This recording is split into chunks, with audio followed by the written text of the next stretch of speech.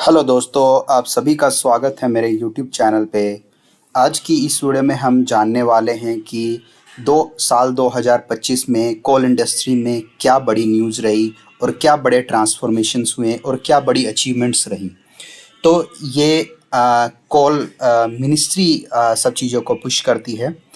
तो 1 billion ton कोयले का प्रोडक्शन ये हमेशा से पूरे भारत का, कोल मिनिस्ट्री का और कोल इंडिया का हमेशा से ये सपना रहा था कि इंडिया जो है वो खुद का 1 बिलियन टन कोयले का प्रोडक्शन करे। क्यों? ताकि इससे क्या हो कि हमारी जो इंपोर्ट पर डिपेंडेंसी है वो कम हो और जो हमारा फॉरेक्स रिजर्व उधर जा रहा है वो कोयले को इंपोर्ट करने के लिए वो कम हो। क्योंकि हमारे पास रिजर्व बहुत हैं पर प्रोडक्शन उतना नहीं है। तो साल 2025 में इस सपने को भी पूरा हुआ है। और जो कोल इंडिया है और बाकी जो कंपनीज़ हैं, जो प्राइवेट कंपनीज़ हैं या जो और कंपनीज़ हैं जैसे एनटीपीसी हो गई, वो जो कोयले का प्रोडक्शन करती हैं वो पूरा कुल मिला के 1 बिलियन टन का जो टारगेट है वो पूरा कर लिया गया है। फिर उसके बाद है रिवाइज शक्ति पॉलिसी। अब ये शक्ति पॉलिसी क्या थी कि इसमें कोल मिनिस्ट्री जो है वो जो कोल प्रोडक्शन से लेके और कोल एलोकेशन डिफरेंट पावर प्लांट्स को जो करती है ताकि किसी भी पावर प्लांट में शॉर्टेज ना हो। इसमें पहले कई बार कोयले की शॉर्टेज हुई है डिफरेंट पावर प्लांट्स में। उसकी वजह थी कि कोयले का एक तो कम प्रोडक्शन और एक मैनेजमेंट उस तरह से नहीं होना कि कहीं पावर प्लांट्स पे कोयला ज़्यादा है और कहीं पे बिल्कुल है भी नहीं। तो इसको रिवाइज़ किया गया है। फिर उसके अलावा कोल गैसिफिकेशन ये भी एक बहुत बड़ी चीज़ है जिसको कि कोल मिनिस्ट्री बहुत पुश कर रही है और उसके लिए इंसेंटिव भी दे रही है कि क्लीन कोल जो कोयला है उसको गैसिफिकेशन किया जाए।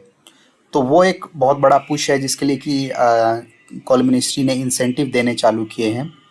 फिर इसके अलावा वर्कर्स वेलफेयर जिसमें कि एक्सक्रेशिया अमाउंट को एनहेंस किया गया है, फ्री इंश्योरेंस और सभी के लिए यूनिफॉर्म। जैसे आपने देखा होगा कि कोल इंडिया में सभी के लिए यूनिफॉर्म लागू की गई है जिसमें 12,000 रुपये सबको दिए गए हैं।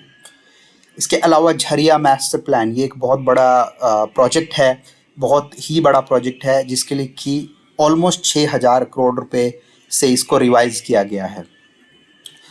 फिर 8% इम्पोर्ट रिडक्शन यानी कि कोयला का जो इंपोर्ट है उसमें 8% कमी हुई है। आपने देखा होगा कि 1 बिलियन टन का प्रोडक्शन हुआ तो प्रोडक्शन हमारा बढ़ रहा है तो इंपोर्ट कम हो रहा है, जिससे हमें फॉरेक्स रिजर्व में 61,000 करोड़ रुपए बचाए हैं इस साल इंडिया ने। फिर कोल सेतु को अप्रूव किया गया है जो कि सीमलेस, इफ़िशिएंट और कोयले के यूटिलाइजेशन के लिए है। फिर कोयला शक्ति और इंटीग्रेटेड कंट्रोल कमांड सेंटर जिससे कि रियल टाइम मॉनिटरिंग हो, वही रिवाइज शक्ति पॉलिसी आप उसको बोल सकते हैं। इसके अलावा 15 माइंस को साइंटिफिकली क्लोज किया गया है क्योंकि माइंस की जब लाइफ पूरी हो जाती है तो उसको क्लोज करना भी एक अपने आप में एक प्रोजेक्ट होता है और उसको आप किस तरह से कितने अच्छे ढंग से क्लोज करते हैं वो भी एक अचीवमेंट मानी जाती है। इसके अलावा जो दूसरी एक बड़ी न्यूज़ है वो है CMPF जिसको कि सी केयर्स 2.0 को ऑनलाइन किया गया। बहुत डिमांड थी ये कि जो CMPF है उसको जो EPFO की तरह है उसका पोर्टल बनाया जाए, उसको ऑनलाइन किया जाए ताकि सारी चीज़ें ऑनलाइन हो सके। तो उस पर भी कोल मिनिस्ट्री का पूरा पुश है CMPF को कि आप CKS इसको लागू करिए और सब चीज़ों को ऑनलाइन करिए जिससे कि इफ़िशिएंसी आए और कोल गवर्नेंस भी बेटर हो। इससे कोल गवर्नेंस और इफ़िशिएंसी का क्या रिलेशन है? जब एम्प्लॉय सेटिस्फेक्शन बढ़ेगा तो प्रोडक्शन अपने आप बढ़ेगा।